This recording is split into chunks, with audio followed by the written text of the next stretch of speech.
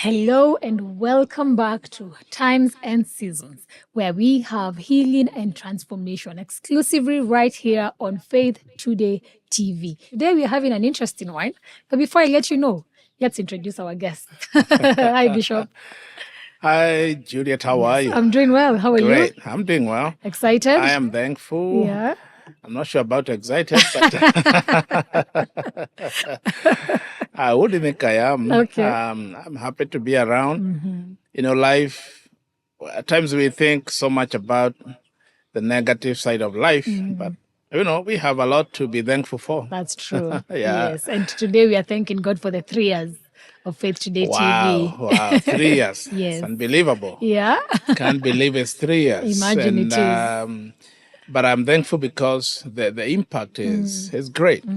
It's great. Yeah. And I think talking of the power of media, and thanks to all our viewers, our listeners, thank you so much because you've been with us. You're part of our journey. You're part of our mission, and whatever we are doing, we can't do it without you. So I also take this opportunity to thank all of you that have walked with us through this journey in prayer, in financial support, in listening and watching and sharing our content out there. We are very thankful and thinking about as we celebrate 3 years, thinking about the power of media in our day.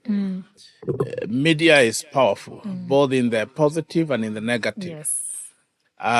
People are using media for all kinds of things. There are people who are using media for the good. Yes. And we can see the impact. Most of the things we buy, we sell, we, think about, study, read. Yeah. Today, we are using a lot of media. Yes. And therefore, we cannot be left behind as church, as ministry, people on a mission. We can't shy away from media. There are people who think, media is bad, it's evil, the content out there, social media and all that. But I think we can change that narrative. That's true. And let people know that I strongly believe when Jesus said, go into the whole world and preach the gospel, I think he had media in mind. He probably did. Because today I go to different places in Kenya and people say, oh yeah, I listen to you. I watch your program. I've been on, by the way, as we celebrate 3 years of Faith Today TV, Yes. we are also celebrating 10 years of radio ministry. Oh, wow. We have been on Hope FM for the last 10 years. 10 years. Every Saturday, 5:30 p.m. Yes. And it's been exciting. Beautiful. And I go to places like Hope FM is, all over Kenya and the coast, Western, and people say, yeah, we listen to your program. Thank you. Encourage us. One time I met somebody from Germany. They said, yes, I listen to you. Wow. And because again, you can do online. So yes. we are sending a message of that has a lot of impact. And actually, just this morning, I was talking to our school here at Happy Life Christian School, and I was sharing, with them, some tips of success and how they can be focused. And I shared with them a story and said, how many of you know about safari? And they say, no, they say, oh yeah, safari. We hear people go on safari. Yes. And I said, what do people come from Europe, America, and or Asia to come and see? And they say they come and see the big five. And so I asked them, what are the big five? And they started counting. Yes. Of course, they say animals, and some of the young ones could say even the hyena, the warthog. And I said, well, they are not part of that. But there's the big five, like, the lion, the elephant, the giraffe, and all that. So people pay a lot of money, to come and see the big five. Yes. There's a reason why they are the big five. And leopard is one of those that you are not able to find, easily. Yeah. And I said, my lesson to them was that it's good to have priorities in life. Don't just go through life without priorities. And I told them, when you go back to class, write down your big five, my big five priorities in life, so that you're not touching everything and going everywhere, Yes. and then you miss the point. My point is this: when we finished, a young girl came to me. Maybe she's about 7 or 8 years. Yeah. And she said, "You know what, Bishop? I watch you on Faith Today at home." And that was encouraging. She didn't know, but that was encouraging for me. Wow. I think God wanted just to encourage me to say, Today. wow, what you're doing, keep doing it. Yes, beautiful. That is So such a congratulations beautiful to Faith reminder. Today, 3 years. 3 years. Yes. Yes. Kudos to all of you. Yeah. That's a very good place for us to start our conversation today. And today we are talking about fatherhood. And even as you're speaking, I'm just thinking that is actually even being a father to the students, at Happy Life Christian School. And I just want us to get into a conversation where, of course, before you're a father, you're a son. That's true. And I know you're a father of, well, I don't know whether we can say nations, Well, but a lot of children. God is good. God is good. Not just your biological children, but through ministry. Yeah. You've also mentored, and you're also like a spiritual father to so many people who look up to you and you mentor. And I just want us to get into, just maybe the journey of fatherhood for you as Bishop Peter Ndungu. How has that journey been? But maybe even before the journey of fatherhood, sonship. Yeah. Because of course your fatherhood journey stems from your sonship journey as well. Yeah. That's true. Well, thank you for that. I mean, it's a journey, like you said. It's not a destination. It's true. not an event. Being a son and eventually becoming a father. Yeah. The kind of a son you are today has a lot to do with the kind of a father you would be. Yes. One time I met somebody from the US and they told me there are a lot of young people in the prisons, especially the African Americans in the US. And they did a research and they said majority of this, probably over 90%, are young people, children that did not grow up with a father. Maybe whatever circumstances, divorce, many things happened, and single parenting. Yeah. And this, they didn't have a role model. They didn't have a father. They didn't have somebody who can guide them, lead them, talk to them, help them in life. And I thought about it and I said, wow, that is true. We're having, so many orphans, so to speak, because of lack of, fathers. And so, I mean, for me, I'm thankful. I grew up, of course, with my biological father. Yes. Though he was gone a lot because of the nature of work that he did. He worked for the government, and so he was like always transferred. He's in Mombasa, Meru, Northeastern. Spent a lot of time in Northeastern. Okay. Madeira, Wajir, Garissa, many years over there. Yeah. And so, I mean, he was not home a lot, I could have wanted him to be home. But, thankfully, he had a father to look up to. Even if he came for a few weeks, at least you have somebody you can say, my dad is home, But there are many children that don't have that. So, but again, coming back now, we can take that also as ministry, where we also take young people and mentor them. Yes. Even if they don't have a biological father or somebody they can call up, look up to as a father, we can also take it, you can take it as up to you to actually mentor young people. So I grew up in that way. And of course, I think one of the things I loved to do when I was growing up as a young man is to hang around older people. So I think I also learned a lot from older people. Yeah. People who are older. When I am in my 17, 20, I'm hanging out with people who are in their 30s and 40s. And of course, there is some gleaning, some knowledge you get from them, the way they talk. I still remember I also loved to just sit around some of the grandparents, then. Yes. There's a couple that were very, very close. They were in their 70s then. Wow. But we'll go and sit down. Of course, they're happy they have a young person to send. Yeah. They'll make food, we eat. Yeah. But I would ask them questions and learned a lot from them. So I think for me, it's been a journey of being mentored by so many other people. Yeah. And even today, I love to listen to people that have gone ahead of me, people I can look up to, people that I can learn from, reading books. Right now, I'm reading a book of a gentleman called Bob Pierce. He's the founder of the Samaritan's Purse, and he died in 78. Wow. So those are so many years ago. He Yes. died the same year with our first president, Yeah. Kenyatta, Yes, actually. when I was very young. But you see, there's still a lot of wisdom from that man, how he started this ministry, how passionate he was. He was not even very educated, and he couldn't speak even very good English. Some people think if you are from America or Europe, you can speak Good English. good English. Yeah. I mean, there are people from those countries who are not educated. So for me, I am still learning from those kind of people, Yeah. reading their books, watching and listening to their biographies and Yes. what they went through. The other day, I was just listening to biography. There's a great man who just passed on a few weeks ago from US. His name is James, James Lobson, and he was a great minister for many years. He died at 82, and he did a lot also. He did water, help the poor, the needy, feeding. Yeah. I think they were feeding like 350,000 children every day Every across day. Africa, especially in Wow. Africa and Asia. Wow. And they had drilled almost 9,500 wells. Wow. The boreholes. Yeah. I mean, you want to learn from those From kind of such people. people, They may it's not true. know you, but again, you learn from them. But Yes. even people who know me, I also want to be mentored. Yes. Yeah, I think that has been my journey. Yeah, and one way we can learn from you is by getting this book. Oh, yeah. Times and Seasons, where he's the Yeah. author. It's an inspiring book, Yeah. an amazing book.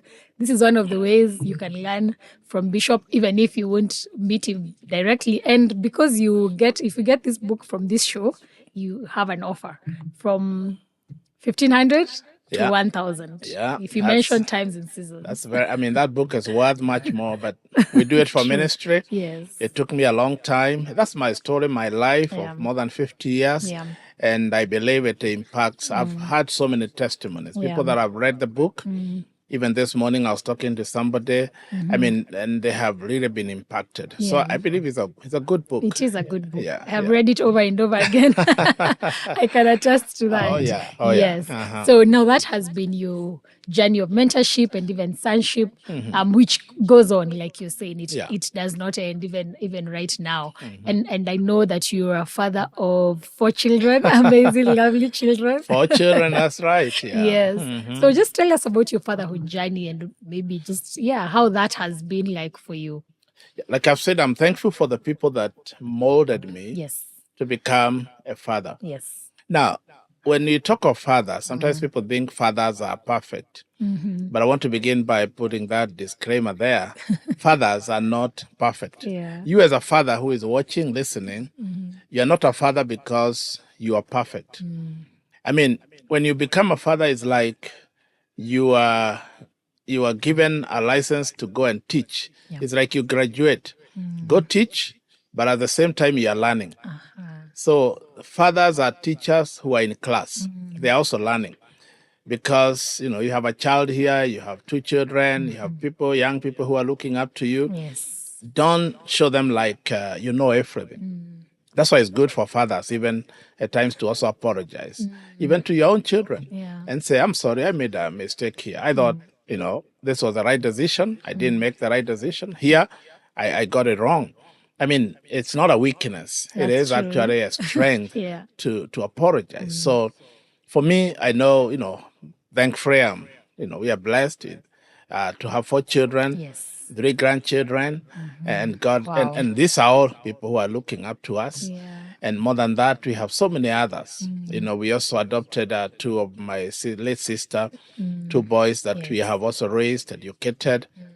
And more than that, we have rescued over 1,000 children through Happy Life Children's Home Yes. and Happy Life Mission.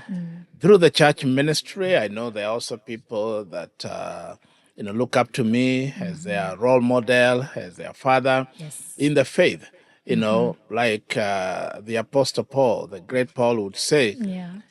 I know you have tens of thousands of teachers, but you Yes. have one father. Meaning, having a father, you cannot have so many fathers. Yeah. I mean, you only have, even biologically, you have one father. So I Yeah. think it's good to have somebody, you can say, this is my father. Yeah.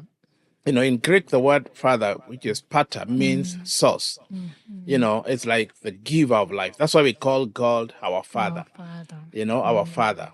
And I know also, let me also put it here, there are people who, when they hear the word father, even our, God our father, they don't want anything to do, because sometimes they remember they have very bad memories about their own fathers. Yes, and Some were mistreated, molested, all that, neglected by their own father. yeah. But I want to say, maybe that's all they knew. Maybe it's the right place also to forgive them and move on. Because again, you can't be stuck forever. That's But true. again, looking at our Heavenly Father, He's our source, the giver of life. A father is also a source, a giver of life, protector, provider, and much more. So for me, I look at myself as, in this journey as a father, as the one who is, who is a giver. Because our father, and I know today, especially in the church circles, there are people who think, if I'm a father, my work is to receive. The more sons and daughters I have, but for me, I think of how can I give? Yeah.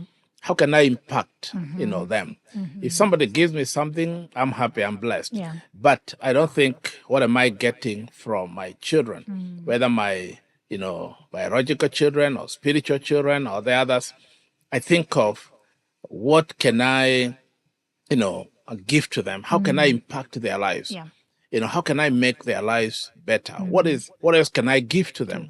I think that's my thinking, and that has been my journey. I would say, I would admit, I'm still learning, because again, it's a journey. And the older you get, the wiser you become, Yeah, that's true. So, let me just share a testimony here. Recently, a few months ago, visiting US. Yeah. And one of the best thing in my life happened. I met, to be able to see the pictures. Okay. I met a young man, and I haven't seen him for many years. And after church, we went, for lunch. Yeah. And I think we were 5 or 6 of us. We had a lunch, we were chatting. And this young man is what he did, we didn't even know he was going to pay for the lunch. Yeah. And so he paid for the lunch without we were going to pay and all that. Yeah. And he paid for lunch. And I say to the people, well, this is my best lunch ever. The reason I'm saying this is because this young man came through Happy Life. Wow. And he was actually among the first, the 2 boys we rescued Oh, wow. in a plastic bag. Yeah. They were 2 days old. You Yeah. can imagine. Wow. They were going to die. And we rescued them. A lady came all the way from America. She later went to be with the Lord. And she adopted them. Wow. And now they are grown. They are 24. They are working. Wow. They have a job. He's gone through military. He's Beautiful. he's a man with dignity. Yeah. I didn't get to meet the brother, maybe another time. Yeah. And so when he paid for that lunch, I asked him, why are you doing this? I was going to pay for the lunch and all that. You're a young man. I wanted to treat you. And he looked at me and he said, thank you for saving my life. Wow. For me, that was so goodness. special. I felt, wow, this is the best lunch ever. Wow. Because it's coming from, I've never seen that before. Yeah. Those we have raised from Happy Life, none, we have never met in that kind of a, situation where they bought me even a cup of tea. Or coffee. I love coffee. So for me, that was so special. Beautiful. And I think it was an encouragement from God saying, well, your labor is not in vain. That's true. Those you are rescuing from the bushes, you have rescued kids from pit latrines, because a father is one who rescues young people, not just from those who are abandoned as young. But today we have a problem. We have so many young people that don't have a mentor, don't have somebody to help them. Yes. They are looking up to older people who can help them, mentor them, speak to their lives. And so for me, that was very special. That's beautiful. Wow. I felt like a real father. Yes, for sure. And that is it exactly. Thank you Yeah. for saving my life. That is such a beautiful Yeah, testimony. yeah. And I don't know whether there are any challenges that you have faced in your fatherhood journey in any aspects of your fatherhood journey, because your fatherhood journey is actually it's very deep rooted and very special. It's in different aspects, spiritually, biologically, and it's actually very I want to say inspirational. Yeah. Of course, it takes a lot from myself or anybody else doing it. It's not easy. You have to give a lot. Yeah. And of course, if you're giving a lot, you're likely also to get depleted. That's true. So, and where people also kind of always looking up to you to give them, not knowing you're also human. Yeah. Yeah. Even when we read about Jesus, when he came here on earth, he was 100% human. So at times the Bible says he was tired, he was hungry, and all that. He got angry, angry and hungry. Both of them, sometimes at the same time. Sometimes he was angry, he was hungry. Yes. I mean, because he was human. So even for me, I don't want to, look like superhuman. I'm human. So I get hungry, I get angry, I get tired, I get depleted and all that. So, and you when you are depleted, what you need is not a nap. When you're tired, you can take a nap and say, oh, I feel good, after 1 hour or so, or in the morning. But when one is depleted, it is a season. You need actually to think, how do I go through the season so that I can be filled again and be able to continue? So I think for me, it can also be overwhelming, looking at the demands, looking at all the people looking up to you. Sometimes I looked at it and think, I mean, I should just go live my own life,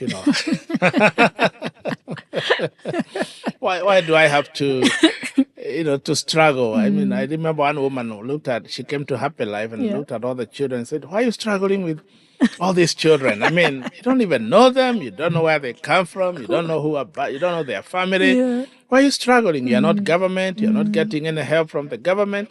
Why are you struggling? I mean, she was wondering, why don't you just live your quiet life and raise your kids? And of course, that's the other challenge where at times you neglect, not neglect, but the time you'd have spent with your family, with your children, you give that time to the church, to ministry, to other people, to children like Happy Life and all that. You should have been home every day for your children, homework and everything. There's a time also the church is calling. Oh, we have a service, we have this, we have a conference, we have this going on. You're thinking about people, they are calling you. Hey, pastor, we need prayer, we need support. So that balance also has been, it's not easy. It's to be able to balance and all that. But at the end of the day, when all is said and done, I'm reminded the words of Jesus who said, whatever you give, they shall come back to you. So again, God has a way of rewarding his people. Yeah. That's amazing and that's beautiful. Yeah. This is just a quick question. Do you have fun with your children? Do you play games? Oh, yes. We have done all kinds of sporting. It's the time we used to compete in running, but not anymore. Now everyone has their own family to take care of. Now my niece will not allow me to, the table games in the house, the chess and cards and all that. Yeah. One of them, Timothy, was very competitive. I remember. He didn't want to win, to lose rather. He didn't want to lose. Any game. If he loses, he'll be crying and all that. I mean, we have done all that, traveling together, taking drives together. Yes. I think of my children, I taught them how to drive before even they went to driving school. Beautiful. I taught them how to drive. And so I'm enjoying those simple moments, not just the big things, but those simple moments with your children. Yeah. We say memories are made of those moments. That's true. We've done those kind of things, swimming, those kind of things. Beautiful, amazing. We'll probably challenge you. I'm trying to get them into golfing, but I'm not sure I'll succeed. But I'm trying. All the best with that. Maybe you'll convince one or two. But gym, I introduced them and they're doing well. Some of them, not all, but We will not mention names. They are trying. Yeah. Yeah. That's interesting. That's really Yeah. nice. Yeah. So, Yeah. And I think this is also just a message even to fathers out there, and even maybe people who are, like you said earlier, dealing even with father wounds, that for sure we have our Father in heaven who will not let us down. Like probably you may have a father figure or a father who even let you down, or maybe you don't even have any idea who your biological father is. Maybe you actually never got to meet them because of even life circumstances. Yeah. This is just an encouragement to even you, our viewers. Like for sure, we have our anchor, we have our Father who, despite any other father who has let you down, we have him who we can rely on. We can we can trust and rely on, and just, lean on him, and he will never ever leave you nor forsake you. Yeah, And there's no perfect father. that's true. Only our Father in heaven. Yes. All the other That's true. fathers, Yeah. none of us are perfect. So don't beat yourself so hard, thinking, I wanted to be a perfect father. I didn't do this for my children. I wanted to be the best husband. Yeah. I mean, we all make mistakes. Yeah. Even the great men we read in the Bible, they had their own challenges. David was not a perfect father. Neither was, Moses or anybody else. Yeah. So, I mean, we all have those challenges. But again, God doesn't judge you, like you failed, you are this, you are. Yeah. Just give your best, do your best with what you know. But Yeah. of course, we are saying also grow. Yes. We have many areas you can grow. There are books, Yeah. there are sessions, there are lessons, there are people you can also learn from their lives, walking with them. But again, you don't have to be perfect. I mean, the best thing you can be is to be the best example, the best role model. Because they say, monkey see, monkey do. Yes. So your children, what they see, you can't be telling them, oh, do this, and then you are doing the opposite. I That's mean, true. they will not listen. Yeah. So I think it's what we do with our lives. They watch how you treat your wife, how you treat neighbors, how you treat God. They are watching. Yes. And that's what they will follow. So I think, you don't have to be perfect. Yes. And even for us children, we don't have to put the fathers on a pedestal. Yeah. Extend some grace. Yeah, Even forgive them. That's true. Yeah, That's when true. they made those mistakes. Yeah, because like you said, they're human. Yeah. Yeah. And that's so important, by Yeah. the way, as you're saying it, for children, all of us. I mean, because you're somebody's child, no Yes. matter what age. Yes. Even for your parents that are gone, there are people who are still bitter. Bitter. I met one lady, I think she was from Germany. Yeah. And the mother had died like 20 years before. And she said, I'll never forgive her. Wow. She did this. She was even left a house. And she said, I can't live in that house. Wow. Because she was bitter. Can you Yeah. imagine being bitter with somebody who Yeah. died? And she was in a lot of problems. And I pray for her. I hope that, season was over. Yeah. But you see, don't be bitter with your parents, whatever they did, whatever they did not do. Even if they made the worst of all mistakes, you can forgive them, not for their sake, but for your sake. For your sake. Yeah. That is true. And I'd like for us to head towards the end of this episode. This has been amazing. I'd just like to remind our dear viewers that you can always get this book, Times and Seasons, by our author, Bishop Peter Ndungu, through the number on your screen. You can make an order. And if you call and say that you got this from this episode, you will definitely get a discount offer of 500 shillings off.